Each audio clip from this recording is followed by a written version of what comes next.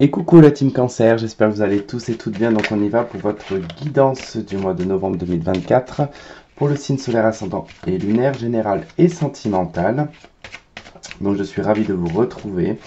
J'espère que c'est le cas pour vous aussi. J'espère être un petit peu plus régulier sur la chaîne. Donc on va faire un tirage en croix celtique pour le général. Pour le sentimental, on va faire 3 tas. Soit effectivement les 3 vont correspondre à la même histoire, soit ça peut être 3 histoires différentes.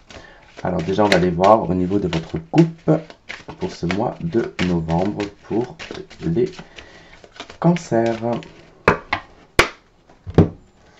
Alors, nous avons la Maison Dieu et nous avons la justice. Ok. Bon, écoutez, j'ai envie de vous dire que la justice, elle tranche sur ce mois de novembre. Si vous aviez des procédures juridiques, des attentes au niveau de certaines réponses, au niveau législatif, niveau, je sais même pas si on dit comme ça, enfin bon bref, au niveau légal, point barre, vous allez avoir des réponses sur ce mois de novembre. Alors, ça peut être quelque chose d'assez bouleversant et c'est peut-être pas forcément dans le sens dont vous souhaiteriez que ça aille. Puisque quand même, avec la Maison Dieu, ça indique quand même que c'est un bouleversement, c'est rapide et ça déconstruit quand même pas mal de choses. Donc, il se peut que même sur le plan psychique, votre équilibre soit un petit peu déstabilisé. D'accord? Alors, qu'est-ce qu'on a dans votre énergie principale sur ce mois de novembre? Nous avons la carte du chariot qui est votre carte les cancers. Donc on est sur une énergie de détermination, on est sur une énergie de succès, de réussite, d'obtenir ce que l'on veut. On fixe en tout cas un objectif sur lequel on va aller tout en gardant le cap et en tenant en tout cas les rênes de son chariot. C'est une carte qui est associée aux autorités, qui est associée aux militaires, gendarmes, policiers, tout ce qui est lié au véhicule, à la route, tout ce qui est des directives, finalement les règles, le code de la route également. Donc c'est quand je dis code de la route, il faut le prendre de façon métaphorique, c'est-à-dire c'est les codes, c'est vous en fait qui dirigez votre vie. Alors, de quoi est accompagnée cette carte du chariot? Alors, cette carte du chariot,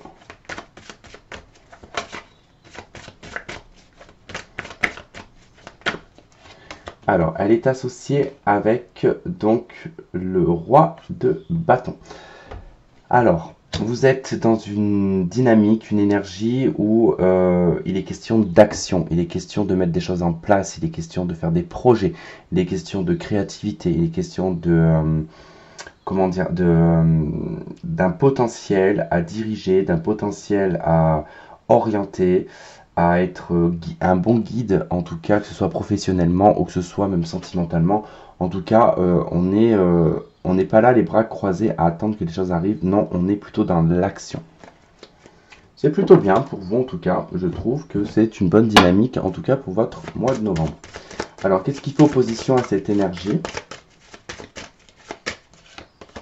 C'est l'amoureux. Alors, l'amoureux, dans l'opposition, c'est ne pas réussir à prendre une décision, de ne pas réussir à prendre sa propre décision.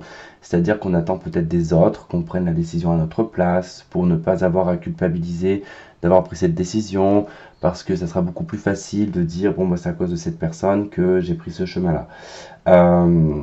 Il va falloir, en tout cas, dépasser peut-être cette phase d'indécision et de vous décider clairement. Peu importe, l'amoureux de toute façon il vous indique que vous avez plusieurs choix, plusieurs possibilités, mais à partir du moment que vous comment dire, comment on dit le mot, zut, pas intégrer, vous prenez vos responsabilités dans le chemin que vous prenez, c'est-à-dire que vous êtes responsable du chemin que vous prenez et vous l'acceptez, ça sera le bon chemin, tout simplement. Mais si vous le faites dans l'incertitude, non, ça ne sera pas le bon chemin, c'est sûr.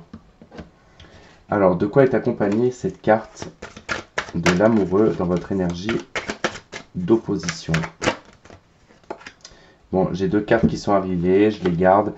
Donc, nous avons un roi de coupe et nous avons une reine de denier. Ok, et écoutez, là c'est le dilemme. Je me demande si votre tirage il est pas sentimental pour le coup, parce que là le dilemme c'est, ou peut-être même professionnel, le dilemme c'est émotion et financier. C'est-à-dire que, alors, si on prend par exemple le cadre professionnel, c'est-à-dire que j'adore mon patron, il est super sympa, je m'entends super bien avec, mais je suis pas assez bien payé, je suis pas assez mis à ma juste valeur, j'ai besoin de plus, mais je peux pas lui faire du mal. Pour le, par exemple, le secteur affectif, c'est ok, j'ai des sentiments, j'ai de la passion, mais pour moi, c'est pas assez concret, c'est pas assez stable. Vous voyez, en fait, il y a un côté où je dois choisir le côté pragmatique, où je dois choisir le côté affectif. Vous voyez, il y a une dualité entre. C'est pour ça l'amoureux. L'amoureux, c'est cette division que vous avez entre euh, je choisis quoi? Le cœur ou je choisis la raison? Je choisis ma vie domestique, financière, matérielle, ou je choisis le cœur, l'affect, l'amitié, voire la pauvreté. Parce que bon, bah, là-dedans, il y a toujours la pauvreté dans quelque part, dans le côté un petit peu trop Mère Teresa. Mais c'est vrai qu'il y a ce côté un petit peu balance où on ne sait pas trop dans quel sens on peut aller. Ce qui est tout à fait normal, hein, c'est pas propre à vous, hein, c'est, j'ai envie de dire, beaucoup d'êtres humains sont comme ça. Bon, pour vous, voilà, ça va être un petit peu plus marqué sur ce mois de novembre. Bon, qu'est-ce que vous souhaitez sur ce mois de novembre, justement? L'étoile. Bah, la liberté, hein, la liberté, l'authenticité, être sans phare, être vu tel que l'on est, vivre comme on a envie de vivre, être la personne qu'on a envie d'être, sans être dans le jugement, sans être dans le calcul, trouver les bonnes réponses, l'expansion, la réussite, le succès, voilà, vous voyez, c'est un petit peu tout ça. Alors, de quoi est accompagnée cette carte de l'étoile? Elle est accompagnée d'un 10 de denier, de la réussite matérielle financière, de la réussite immobilière, généalogique aussi également, c'est-à-dire c'est pour certains c'est retrouver une liberté au sein de votre famille, parce que la 10 de denier ça représente le patrimoine, la famille, le cercle familial. Peut-être que vous avez envie de vous détacher du cercle familial. Pour certains, c'est de vouloir vous accomplir justement dans le cercle familial, d'avoir une réussite personnelle, même en étant solo, hein. C'est-à-dire que c'est votre propre patrimoine, c'est votre propre empire. Vous voyez, c'est comme un empire, le 10 de denier, hein. C'est être libre dans ce que je gagne, dans ce que je rapporte, et pouvoir faire ce que je veux. Vous voyez. Qu'est-ce que je pourrais vous dire d'autre aussi dans le souhait là-dedans, c'est d'avoir une chance. La chance, vous souhaiteriez. Alors pour certains, c'est très futile ce que je vais dire, mais c'est d'avoir en fait une chance de gagner, par exemple au loto, de gagner, d'avoir une somme d'argent qui tombe, d'avoir un héritage. Voilà, des fois ça peut être un peu une chimère ou quelque chose voilà d'un peu irréaliste. Alors, qu'est-ce qui va vous aider à parvenir à cette étoile et à ce 10 de denier? Bon, pour certains, il y a l'envie de réaliser une famille, hein.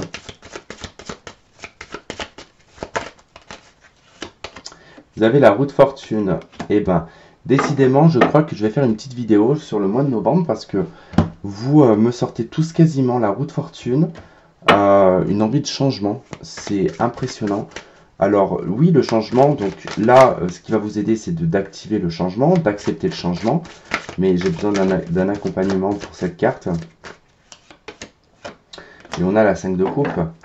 Donc il est temps de changer votre façon de voir les échecs et les regrets, les remords, les deuils, les ruptures, les tristesses, tout ça. Il va falloir changer tout ça. Il va falloir, comment dire, vous savez, quand on revisite par exemple une recette de cuisine, moi je sais pas, imaginons, je vous donne une connerie, mais lasagne, voilà, on sait que les lasagnes c'est de la pâte, une feuille de pâte, de la bolognaise, enfin une espèce de bolognaise, enfin du bœuf, de la sauce tomate, des épices, machin, et que vous avez, je sais pas, l'idée de, enfin, béchamel, et vous avez l'idée de dire, tiens, je vais mettre à la place de je sais pas, de la sauce tomate, du pesto, ou c'est revisiter, vous voyez un petit peu ce genre de truc. le fait ici de changer votre façon de voir la tristesse et de la façon de voir la mélancolie, les deuils et tout ça. Alors, dans votre passé proche,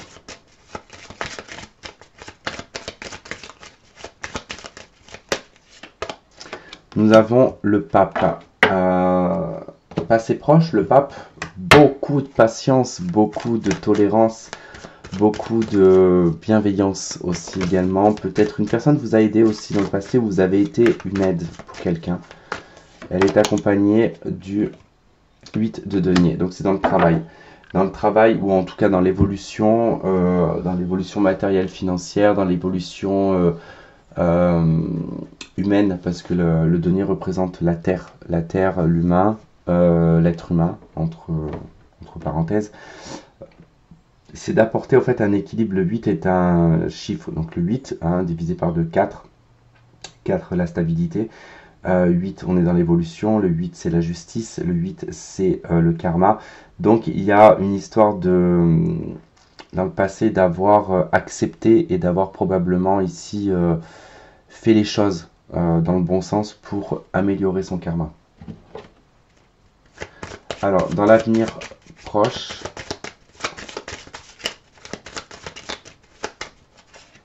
nous avons l'arcane sans nom, transformation, métamorphose, évolution, changement. Le passé reste derrière vous, ce qui est mort, ce qui n'existe plus, ce qui n'a plus d'intérêt, n'a plus d'intérêt. Il n'y a plus besoin d'aller chercher midi à 14 h. Vous allez de l'avant, vous nettoyez, vous purifiez et également vous fertilisez un nouveau terrain. Avec l'as d'épée, vous le verbalisez et vous allez le dire haut et fort que beaucoup de choses seront terminées. Vous allez cesser peut-être certaines situations dans votre vie, que ce soit d'avoir peut-être aidé une personne, d'avoir peut-être été toujours présent pour quelqu'un, d'avoir toujours été dans le sacrifice. Non, là, ça sera stop, terminé. Moi, je décide aujourd'hui de vivre, je fauche tout ce qu'il n'y a plus, tout ce qui ne me nourrit pas finalement dans ma vie et qui me pourrit et qui est en plus en train de détruire mon dos. L'arcane sans nom est, au niveau médical est relié au rachis, au sacrum et à l'os iliaque. Donc c'est toute la partie en fait qui vient des cervicales, des vertèbres cervicales jusqu'au sacrum. Le sacrum c'est le coccyx on va dire, et l'os iliaque c'est les hanches. Donc en fait toute cette partie là où c'est le support du corps qui ne peut plus supporter en fait ce poids qui est en train de tout détruire. Donc là vous verbalisez, vous tranchez, vous dites stop. Point. Il n'y a même pas, franchement, alors là, vous avez un jeu pauvre. Pouah, je vous raconte même pas. Alors, qu'est-ce qu'on a dans votre résultat? On a le diable. Faire preuve de malice, faire preuve aussi d'intelligence. Le diable n'est pas toujours vu comme une façon maléfique dans le tarot de Marseille selon le tirage, comment il est orienté. Là, c'est plutôt de la malice, c'est plutôt de l'intelligence, dans le sens où un égoïsme va être présent, mais un égoïsme important. Le fait de penser à vous et de vous détacher de certaines choses. Vous réfléchissez beaucoup avec le pendu en dos de deck à comment dire, enfin, on va pas parler de scénario, mais plutôt à savoir quel chemin et quelle direction vous devez prendre. Alors, elle est accompagnée de la 8 d'épée, de la frustration. Ok.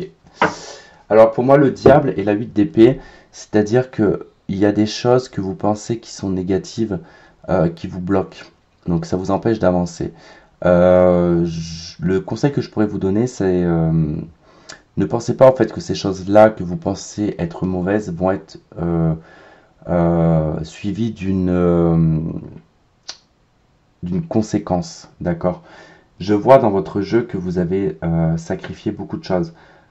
Là, en fait, je pense que juste après là, votre tirage, après le tirage entièrement, je vais faire une vidéo, je pense, entre-temps, pour un petit peu, parce que vous êtes vers les derniers signes. J'ai fait un petit peu aléatoire les signes aujourd'hui. J'ai pas fait dans l'ordre. Vous êtes vers la fin. Et vous avez tous plus ou moins la même chose. C'est-à-dire, il y a un sacrifice personnel pour les autres. Qui n'a pas gagné, qui n'a pas porté ses fruits, parce que ça a été dans l'extrême. Et je vais faire une petite vidéo, je pense, pour un peu expliquer le mois de novembre, comment il s'oriente au niveau des signes, et qu'il va falloir peut-être penser un petit peu plus à soi que de penser aux autres. Là, en l'occurrence, c'est ça, c'est-à-dire que le diable et la 8 d'épée vous dit, ok, tu as des blocages, tu es bloqué mentalement parce que ce sont des pensées négatives qui viennent bloquer ton avancement dans ta vie. Ces pensées négatives, elles proviennent d'autres personnes, puisque le diable, c'est quelqu'un qui tient des gens.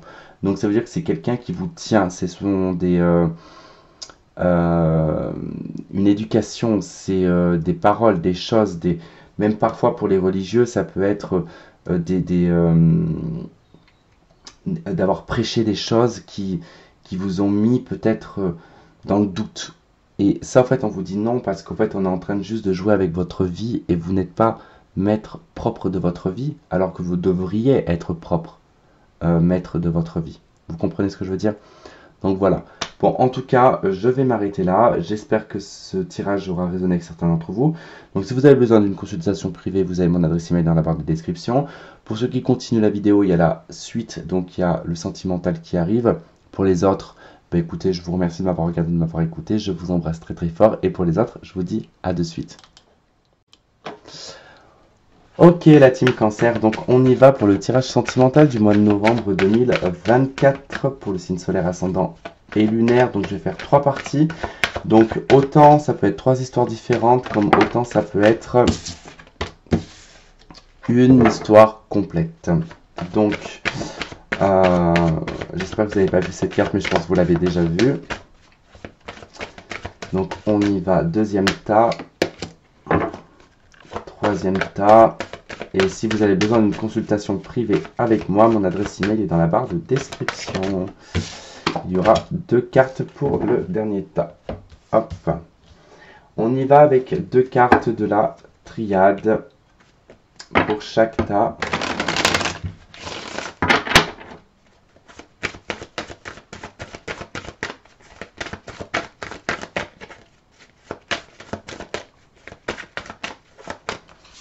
Hop. Tac. Le deuxième. Hop. Le troisième. On y va. Hop. Et hop. Allez, une carte de l'oracle luminaire.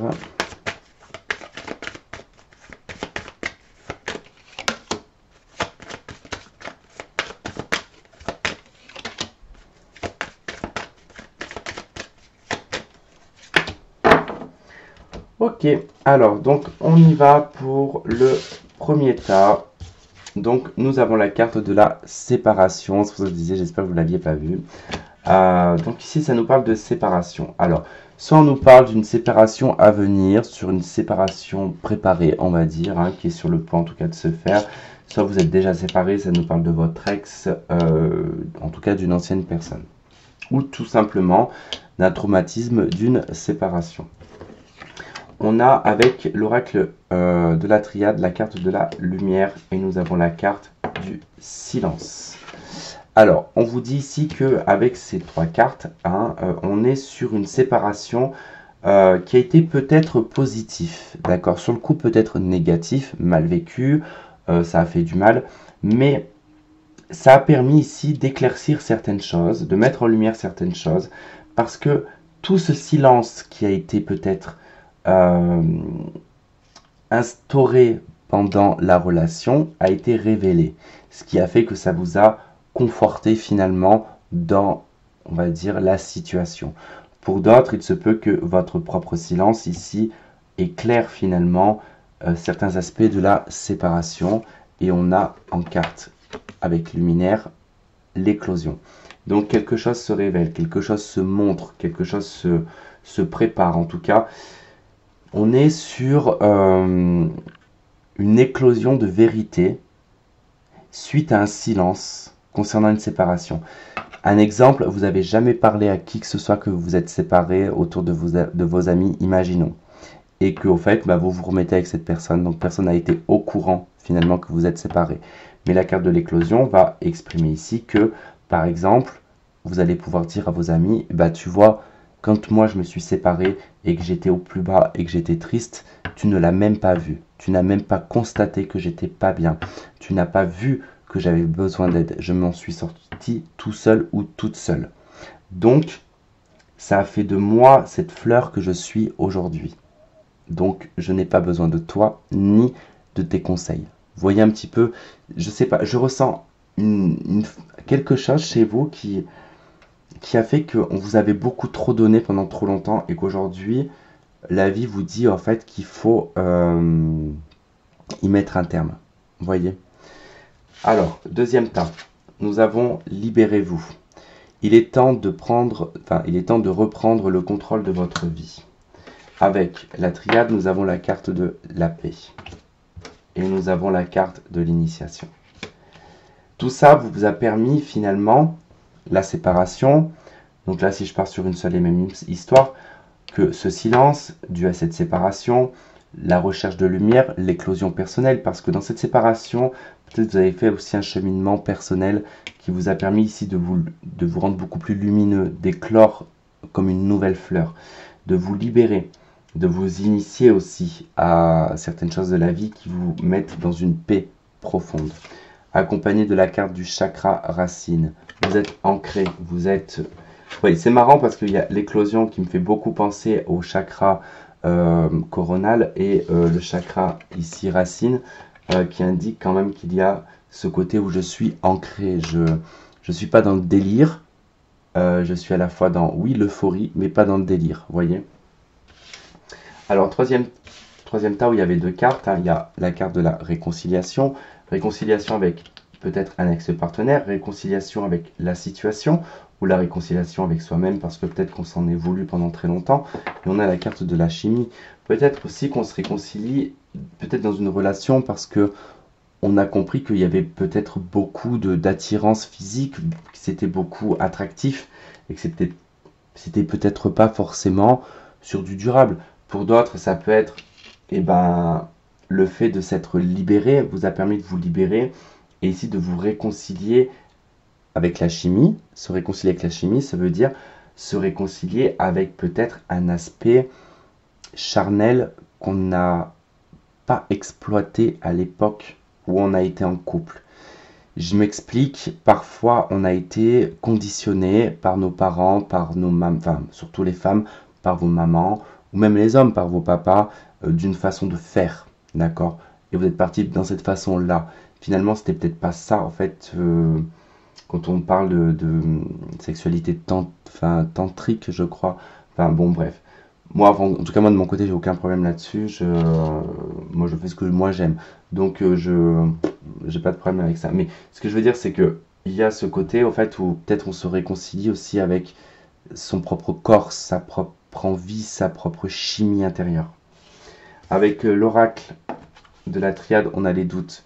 Donc effectivement, peut-être que oui, on doute, qu'on se demande, est-ce que cette porte-là, avec la carte de la porte, est-ce qu'elle est bonne pour moi? Est-ce que c'est pas quelque chose de malsain? Parce que j'ai des croyances? Parce qu'il y a quelque chose qui fait que on m'a toujours dit que c'était pas bien? Non, franchement, tant que vous êtes à l'aise avec vous-même, que vous êtes honnête avec vous-même, honnête avec la personne, et que vous faites dans le sens de ce que vous aimez, il n'y a aucun problème. C'est à partir du moment que, je suis désolé, mais peu importe la religion, et je vais venir là-dessus, malheureusement, peut-être que ça va toucher certaines personnes, mais moi je ne fais pas de différence dans la religion, j'en pointe aucune. Mais quand on voit tout ce que l'on peut prêcher et que c'est juste quelque chose qui est imagé parce que c'est montré aux autres l'image que l'on donne, alors que dans le dos on frappe, on trompe, on viole, et etc., etc., et parce que les gens vous voient comme quelqu'un de bien à l'extérieur, vous êtes béni. Je ne suis pas d'accord.